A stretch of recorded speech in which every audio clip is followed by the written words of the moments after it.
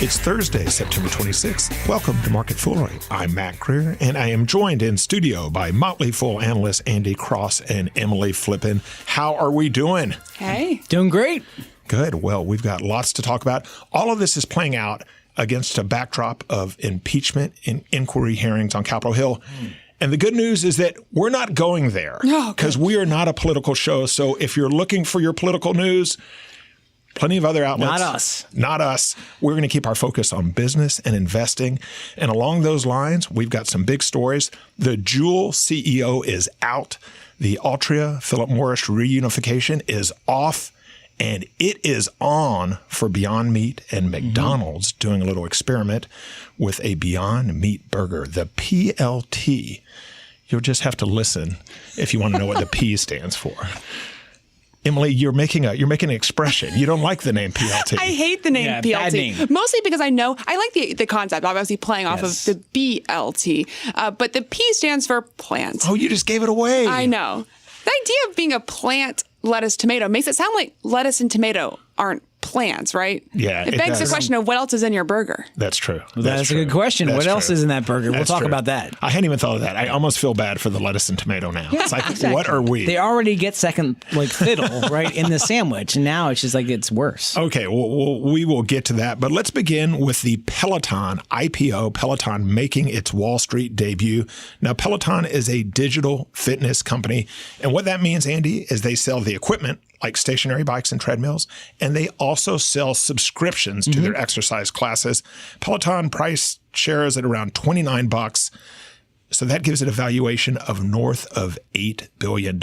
Andy, what do you think about the IPO? So, yeah, some background here. The stock hasn't traded as of we're taping this, so we don't know where it will finish. I think it'll actually be a very well-received IPO. I think the folks at WeWork are pretty excited that this one is coming public because it gets them off the front pages a little bit. So the symbol is PTON, Peloton, for those cyclist fans like me who follow cycling. It's named after that, and it's basically it's a fitness company. Although, Emily, they talk a lot in their filings about they are a technology company, we're a media company, we're a fitness, not exercise company, Mac, a fitness company. We are community, so basically you can buy into their products, which are a bike, cycling bike, and a treadmill, first bike, then treadmill. And then you can also join into their subscription platform and a community of users. So basically, you can get on the bike, don't have to go to the gym, get on the bike, get on the treadmill. You have your screen there. You can see your live classes. You can join in. They have more than 577,000 connected device users. So if you're subscriptions, and so it's $40 a month. If you join that, you can also just get a digital subscription if you don't want the actual hardware for $20 a month. Like you said, Mac, the valuation when they go public, $29 a share at 40 million shares gives them a valuation north of $8 billion. I imagine it'll be higher than that today. It's an interesting company because it's a consumer-facing company. It's not like one of these tech companies that are so focused on the business to business. This is a business to consumer company. It's founder-led by John Foley, who was formerly of IAC.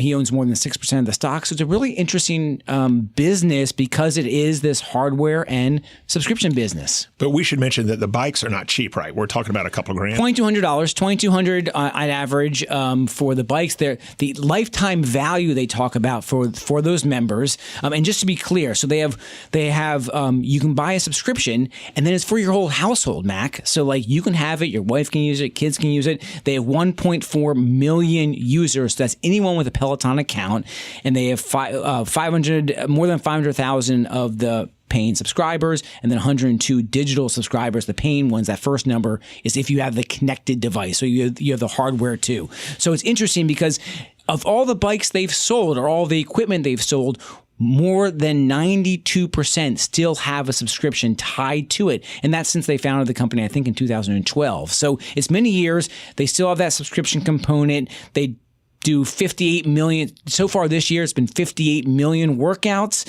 And on average, it's about 11 to 12, 13 classes per month that someone does.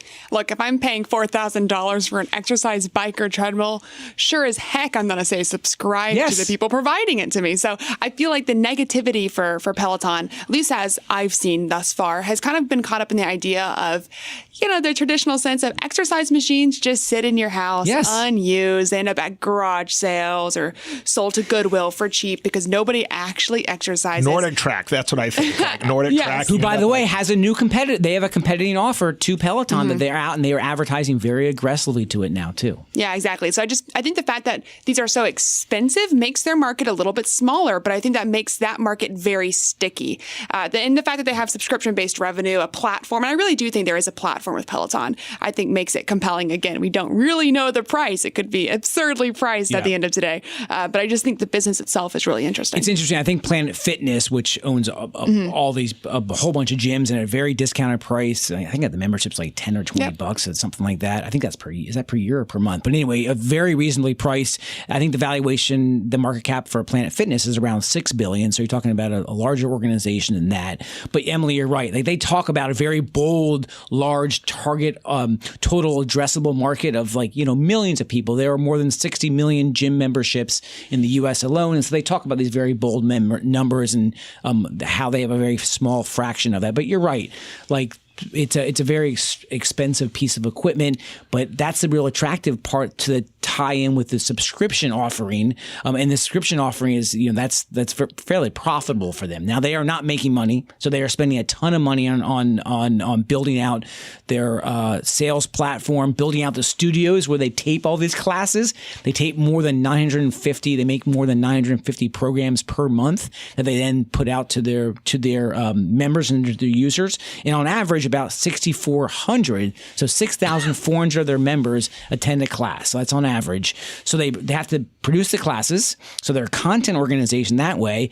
And then you join into the class and you watch it on your screen, either live or on tape, and you go through the workout. I can tell you like it so much, Andy. Well, I think it's a very interesting component. Again, it's business and consumer. I'm a cyclist. I have in honor of the Peloton, I have my Tour de France shirt on today. Charlie Brown yellow. It is a Charlie Brown, but it's people who obviously can't see.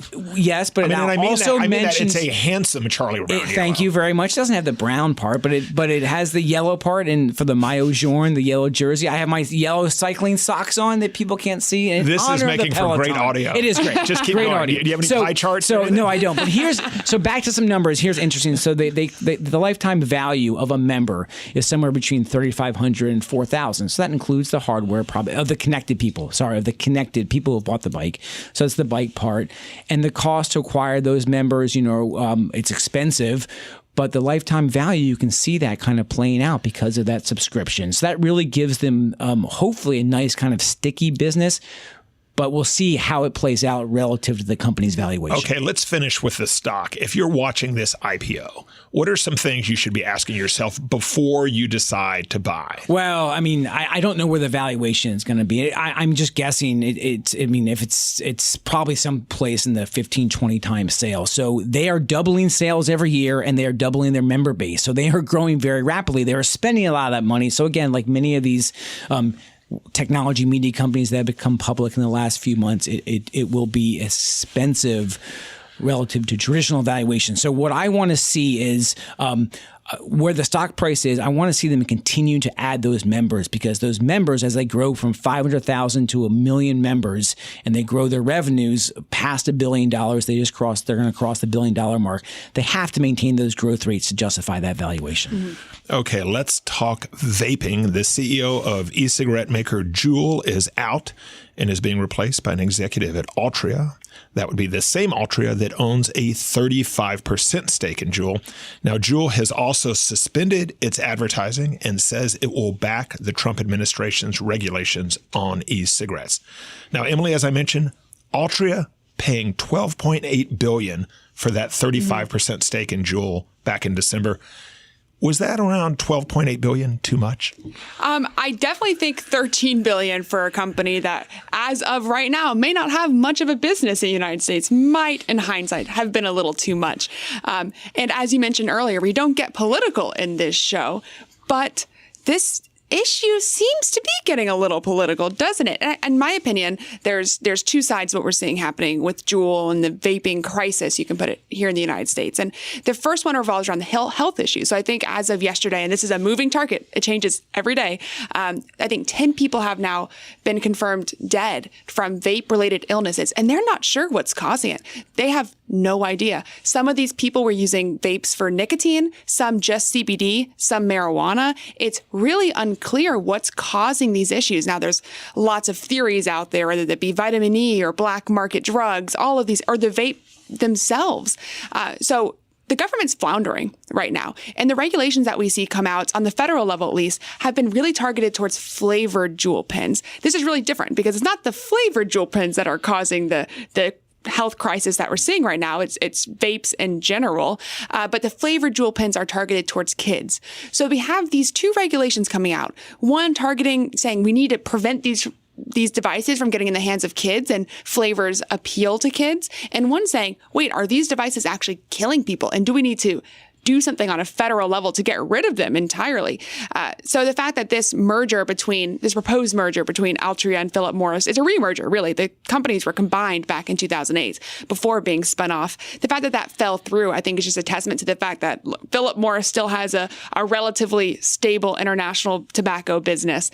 Altria at this point sees declining tobacco sales in the United States and a potentially devastating investment into the vape company Juul. So it's not great right now. Okay, so let's talk about that, because when you look at Altria, the stock, shares have lost around a third of their value over the last 12 months. The stock is down over the last 5 years. If 5 years from now, Altria has outperformed the stock market, it's done much better than expectations, what happened? I don't think that's going to happen, but it's going to completely depend on It's a thought exercise. Juul. Work with me. It's Altria's core business is declining. Altria has some interesting investments into things like edible nicotine. And let's pretend for a second that edible nicotine takes off. That could maybe save the company. They're much smaller investments than the $13 billion they put into vapes, though. So it would require vapes to not only all of the research or reports coming out saying that it's causing illnesses and deaths need to be debunked, but I'd also expect some of these smaller investments into things like edible nicotine would start to pay off. Okay, and I want to ask you one more question because you follow the cannabis industry. Oh. So I know you're excited about this one. It's been a fun month for me. It's been a fun month. So when you look at all of the vaping news and the fact, as you mentioned, this is a dynamic story. We don't know what's behind these deaths and these health concerns exactly. But when you look at the vaping story, what does it mean for the cannabis industry? It means a lot. Virtually every cannabis company out there has some exposure to vapes, and if not directly, the main way that people consume cannabis is through vaping. And so what makes me think about the industry is long-term, I think this will eventually blow over, but I get really excited about the extraction industry and the companies in the cannabis space that are actually working on the scientific process of extracting cannabinoids from the marijuana plant. That allows them to put it into things that don't require vapes to be used. So that'd be topicals, edibles, drinkables, whatever that might be. It makes me really bullish about that sector of the industry. But as I've said many a time, this is an extremely volatile, hard industry to be in right now. And let's close with some big news from Beyond Meat. Shares of Beyond Meat up more than 10% at the time of our taping on news that McDonald's will test a Beyond Meat burger in Canada. The burger, as we mentioned earlier, will be called the PLT, plant, lettuce, tomato. I kind of like that. We can talk about that. It'll be sold in 28 restaurants around Canada starting September 30th. It's a 12-week trial, so only a few months. Shares of McDonald's up only slightly on the news. Emily, I'm a McDonald's shareholder. Am I the only one excited about the PLT? Well, I know I'm personally excited, and while Andy might be on his Peloton bike, getting a good workout. Hey, I'm excited. Yeah, I might be up in Ontario, sitting at a McDonald's, doing what I do best, that is eating burgers. As a new vegetarian, I'm personally excited in this. So, while maybe McDonald's shareholders aren't rejoicing as much as Beyond Meat shareholders may be, I still think this is a strategic move for McDonald's. They're just testing it, as you mentioned, so very early stages. I will say, I think part of the reason why we're not seeing the rally in McDonald's is, McDonald's it's a challenging business in the sense that it's all franchised owned, virtually all franchise owned. They've had issues in the past in getting their franchisees on board with company improvements. Now, do I think that franchisees are going to turn their nose to fake meat products? Probably not. But franchisees, I mean, it was just earlier this year, I think a month or two ago, that they were sending letters to McDonald's corporate offices saying, we need a chicken burger. And, McDonald's wasn't quick to jump on that, but they're being relatively quick to jump, I guess, on the fake meat or meat alternative market. So I'm bullish on the fact that they may be able to roll this out nationally, or internationally, I should say, here in the U.S. and allow me to try. Yeah, I think if you and we've talked about this, if you think about how the market will be evolving over the next 5, 10, 15, 20 years, and it's not like the Beyond Meat, and we talked about it, whether it's a health option or not, but just the fact that it's an alternative.